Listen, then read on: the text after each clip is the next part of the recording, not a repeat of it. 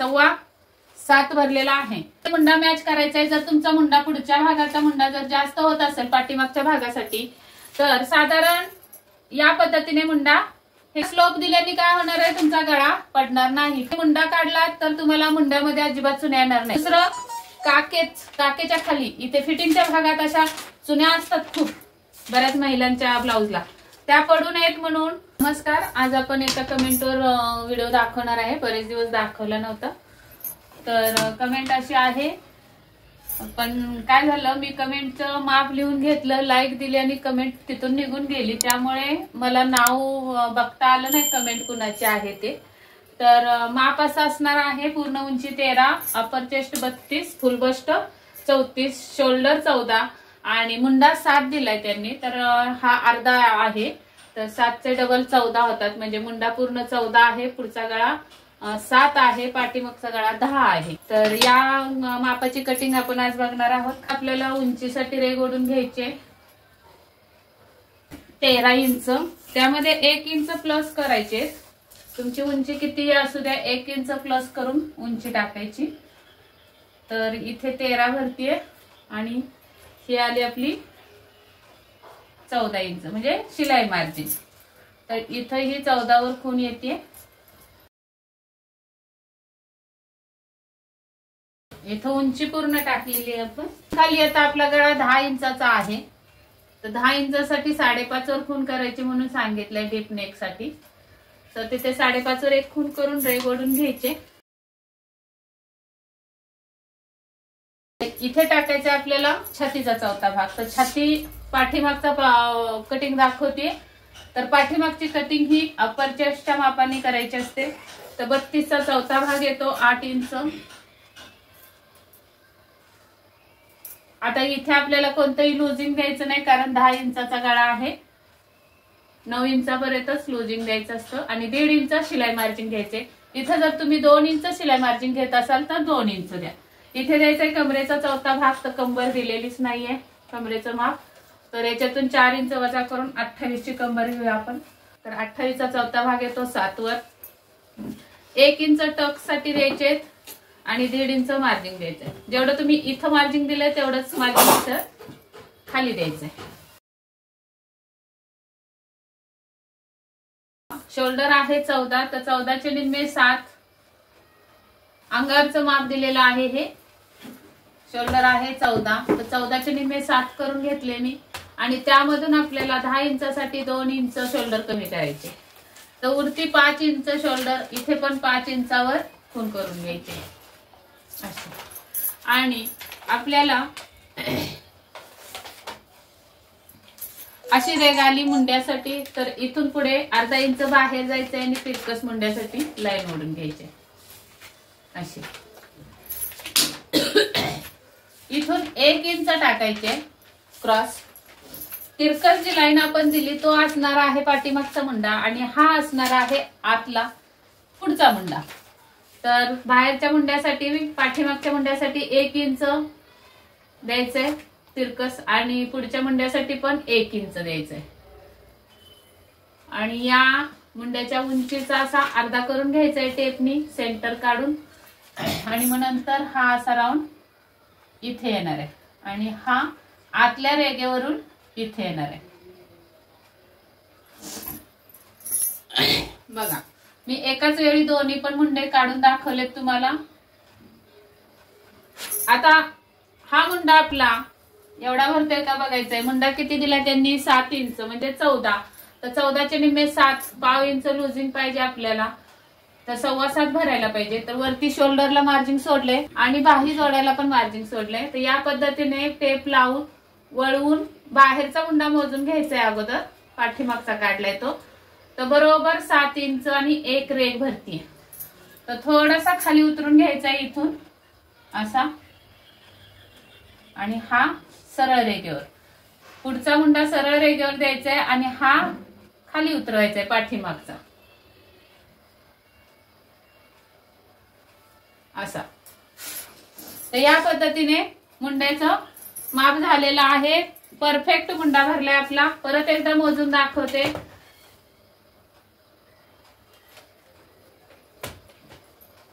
हे बघा 7.25 भरलेला आहे. आणि आता पुढचा मुंडा बघूया.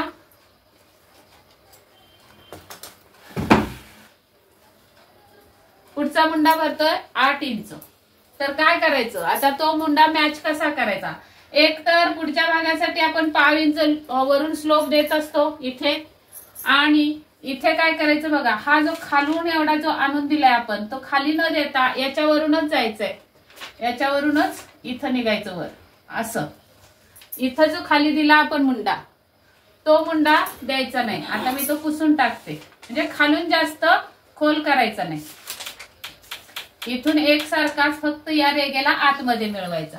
मग बघूया आपण आता मोजून मुंडा हा.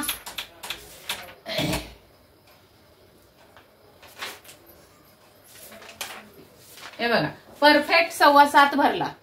अशा पद्धतीने मुंडा मॅच करायचा आहे. जर तुमचा मुंडा पुढच्या भागाचा मुंडा जर जास्त होत असेल पाठीमागच्या भागासाठी, तर साधारण या पद्धतीने मुंडा हे करायचं असतं. आता एक खडू जाड असल्यामुळे ते एकत्र उठल्यागत दिसते. मी इथं तुम्हाला दाखवते.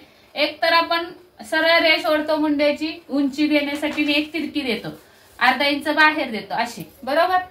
तर आता इथे दाखवते मी तुम्हाला. ही जी बाहेरून जी रेग आलेली आहे त्याचा आपण 1 इंच इथून 1 इंच तिरकस देऊन हा मुंडा काढून घेतला, बरोबर. आणि मग हा बाहेर पुढचा मुंडा काढण्यासाठी हा जो गॅप दिसतोय कुठे, इथं फक्त गॅप द्यायचा असतो आपल्याला. याचा मध्य काढला हा, तर इथून ही जी रेग ओढली तिथूनच हा असा हे करायचा, असा मुंडा टाकायचा फक्त. आता इथं तुम्हाला स्पष्ट दिसत असेल. असा पूर्ण टाकायचा नाही, असा खालून पूर्ण टाकायचा नाही. याच्याने काय होणार आहे, तुमचा मुंडा पुढचा जास्त वाढणार आहे. इथे खोलगट करायचं नाही, या कोपऱ्यामध्ये अजिबात खोलगट करायचा नाही. इथे जुळलेलंच आहे, फक्त इथून पाठीमागनं मुंडा हे द्यायचंय. म्हणजे इथं मी मधलं पुसून देते, जरा जाडी झाली ती, म्हणजे समजेल तुम्हाला. असा हा पाठीमागचा आणि हा पुढचा. आता इथं तुमच्या प्रश्नाचं उत्तर मिळालंय. कमेंट मध्ये मला भरपूर कमेंट येतात, मागचा आणि पुढचा मुंडा कसा मॅच करायचा. तर ही पद्धत आहे मुंडा काढण्याची. तुम्हाला सांगतात, अजून एक सांगते मी, मुंड्यावरच बोलते थोडस. हा मुंडा आपला तर इथून 1.5 इंच सांगतात आणि पुढच्या भागासाठी 1 इंच सांगतात. म्हणजे पाठीमागचा असा मुंडा आणि पुढचा असा मुंडा. असा मुंडा कधीच द्यायचा नाही. असा मुंडा तुम्ही देता म्हणून तुमचा मुंडा जास्त वाढतो पुढचा. आणि आता आपण या पद्धतीने मुंडा देऊन सुद्धा जर वाढत असेल तर मग इथं 5 इंच स्लोप द्यायचा पुढच्या भागाला, पाठीमागच्या नाही. तर या पद्धतीने मुंड्याचं तुम्हाला सोल्युशन मिळालेलं आहे. तर आपण आता पुढचं कटिंग बघूयात. आता इथे आपल्याला 3 इंचावर शोल्डर पट्टी द्यायची आहे. तुमची कितीची आहे बघा आणि तसं द्या. 2.5ची असेल तर 2.5 वर द्या, 3 इंचची असेल तर 3 वर द्या. अशी शोल्डर पट्टी आली. इथून खाली 10 इंचाचा गळा आहे, तर 10.5 वर खून करायचे, किंवा तुम्ही 10 वर करत असाल तर 10 वर करून घ्या, असं काही नाही. अर्धा इंच तुमच्या मर्जीने तुम्ही मार्जिन द्यायचंय. हा बॉक्स तयार करून घ्यायचाय. नंतर इथे अगोदर ब्रॉड द्यायचंय. गळ्याला रुंदी किती द्यायची इथं, तर 3 इंच. वरती किती राहिलाय हे बघत बसायचं नाही. आपल्याला शोल्डर पट्टी जेवढी हवी तेवढी काढून घ्यायची, राहिलेला गळा असणार आहे आपला. हा आता बॉक्स इथं तयार होतोय आणि इथून हा राऊंड जाणार आहे गळ्याचा. असा जरा खोल द्यायचा, असा खोल दिला तर एकदम परफेक्ट राऊंड बसणार आहे. आणि असं जास्त पसरट नको असेल तर जरा असा द्या, तुमच्या मर्जीने गळ्याला आकार द्यायचाय. नंतर याचा हाफ करायचा टेपनी. जे कमरेच्या इथं माप आले आपलं असं, त्याचा असा हाफ करून घ्यायचाय. इथं येणार आहे, किंवा मग इथून पुढे 4.5 वर खून करून घ्यायचे अशी. आणि उंची द्यायची 4 इंचाची टक्सला.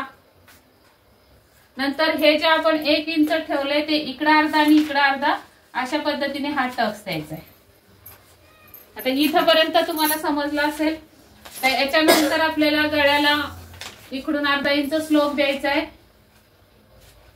गळ्याच्या साईडनी, आणि मग तो स्लोप इथं मिळवायचा आहे.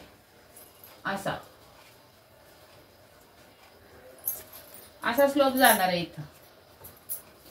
दुसरं, हा स्लोप दिल्याने काय होणार आहे, तुमचा गळा पडणार नाही खांद्यावरून.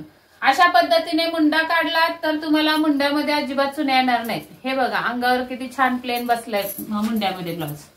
अशा पद्धतीने मुंडा काढला तर. परत इथे सुद्धा बघा अजिबात चुन्या नाहीयेत माझ्या मुंड्याला. इथे चुन्या असतात, त्या चुन्या येणार नाहीत तुम्ही या पद्धतीने मुंडा काढला तर.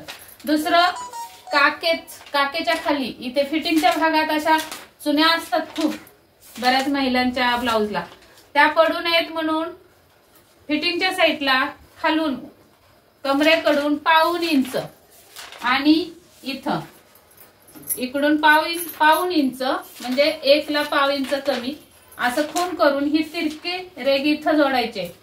कुठे, टक्सची ही दुसरी बाजू जी आलेली आहे आपली तिथे जोडायची. या पद्धतीने आपली पाठीमागच्या भागाची कटिंग झालेली आहे. तर ही कटिंग आता तुम्ही पेपर कट करून घ्यायचंय. आता तुम्ही म्हणाल की एक अशी पण कमेंट आली होती की एकाच कागदावर तुम्ही कसं काय एकाच कटिंगवर तुम्ही दोन्ही कटिंग कसे दाखवू शकता. तर त्या ताईंना मला सांगायचंय किंवा मी दिलंय त्यांना रिप्लाय, पण तरी सुद्धा आता व्हिडिओ मधून सांगते, मी हे बोर्डवर तुम्हाला दाखवत असते. आता बोर्डवर मी कट करत असणार आहे का बोर्ड नाही, तर मी काय सांगत असते, हा पार्ट तुम्ही दुसरीकडे छापून घ्यायचंय असा, बरोबर ना, असा छापून घ्यायचंय.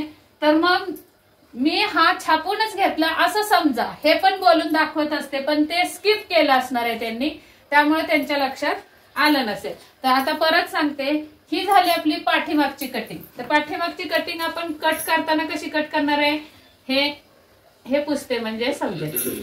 इथून कट करणार आहे आपण जो स्लोप दिला तो, आणि हा बाहेरचा मुंडा कट करणार आहे. इथून खाली आलो हे कट करणार आहे, म्हणजे इथं पण पुसते मी असं. तर कटिंग करून झाल्यानंतर हा कागद असा मिळाला तुम्हाला. तुमच्या चॉईसने तुम्ही हा गळा कट करू शकता किंवा नंतरही करू शकता कट, आणि अगोदर जरी केलं तरी काही हरकत नाही. या पद्धतीने ही कटिंग करून तुम्ही कागद बाजूला घेतलात किंवा कापड बाजूला घेतलं, आणि ते कापड आता दुसऱ्या कागदावर किंवा कपड्यावर आपण छापून घेतलं, तर छापल्यानंतर अशीच आकृती येणार आहे ना तुमची, अशी खालून येणार आहे. हा खालचा मुंडा आपला पाठीमागचा आहे, इथून कापलेला असणार आहे.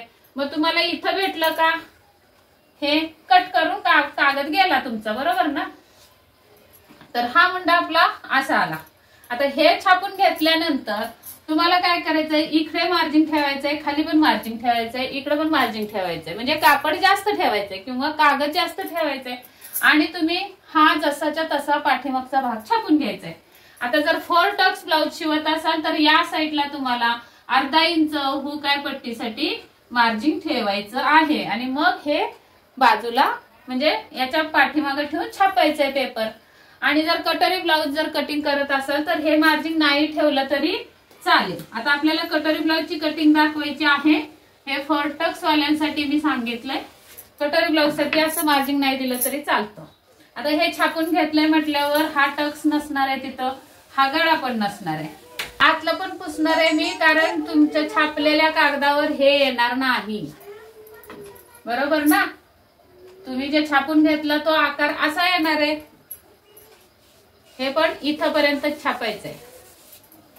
कुठपर्यंत, ही कड फक्त जराशी 1-1.5 इंच खाली घ्यायची, असं छापून तुमचा पेपर होणार आहे दुसरा पुढं.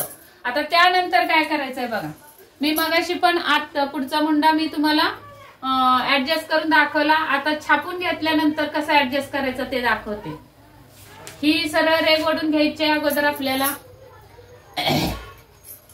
मगाशी आपण 5.5चा दिला होता मुंडा उंची, तर इथं 5.5ची मुंडा उंची देऊन घेऊया आपण. तर इथं येणार आहे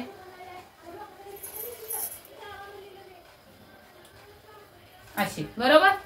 मग आता याच्या आतमध्ये 1/2 इंच यायचंय, आणि ही तिरपी रेग द्यायची. तर मुंडा आपला आता कसा जाणार आहे बघा, परत एकदा दाखवते. तर मुंडा इथं आपला 1/2 आलेला आहे ना, हा छापून घेतला तर इथं 1/2 आलाय. तर इथून खालून असा न देता इथून असा एवढाच द्यायचा,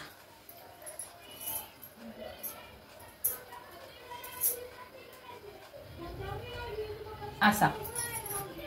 आपल्याला फक्त या भागाला इथं असतो ना, इथे हे बघ, इथून आहे ना, इथे फक्त आपला हा जोड येऊ नये म्हणून पुढच्या भागाला खाच द्यायची असती. इथं एक सारखंच असतं दोन्हीचं, पण इथं द्यायचा नाही. अर्ध्या इंचाचा फरक, हा फरक इथं दिसला पाहिजे गळ्याच्या समोर, म्हणजे गळ्याच्या समोर इथं. अशा पद्धतीने आखून झालाय पुढच्या भागाचा मुंडा. आता इथं टाकायचं आपल्याला. पुढचा गळा 7 आहे, तर इथं सुद्धा तुम्ही तुमच्या चॉईसने मार्जिन घ्या, 7.5 किंवा मग 7 वर खून करा. पुढच्या भागाचा गळा आपला 2.5 इंच ठेवायची रुंदी, आणि ही मात्र गळ्याची खून करून घ्यायची छापताना. आणि इथून इथं 2.5 इंचावर बॉक्स तयार करून घ्यायचा आहे, आणि इथून हा गळ्याचा आकार द्यायचा आहे. आता इथं काय करायचंय बघा, हे आपलं तिरक गेलंय, तर हे सरळ रेघ देऊन घ्यायचे. आणि इथं टाकायचंय आपल्याला क्रॉस पट्टी 2.5 इंचावर, तर इथं खून येणार आहे. या साईडला पण 2.5 इंचावर खून करून घ्यायचे, आणि ही सरळ रेघ ओढून घ्यायची पट्टीने. आता इथे आपल्याला द्यायचंय बस्ट पॉइंट. बस्ट पॉइंट कितीचा येणार आहे, तर 34चा. तर या ताईंची समस्या अशी आहे की फुल बस्टचं माप कुठं घ्यायचं, कसं घ्यायचं हे समजत नाही.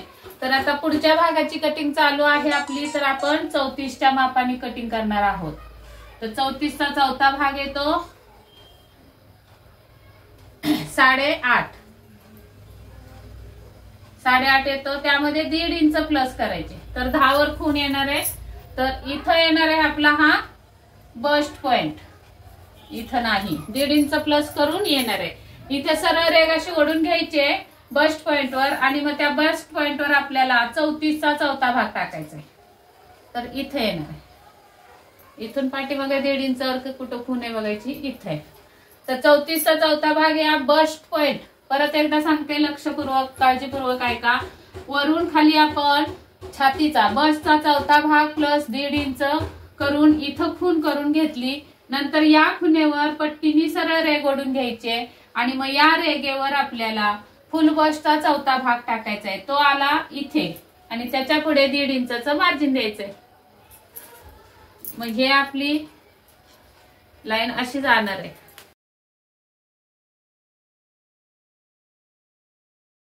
आता हा क्रॉस आहे तो मिटून टाकूया, पाठीमागचा क्रॉस आहे आपली. ही क्रॉस पट्टी अशी आली.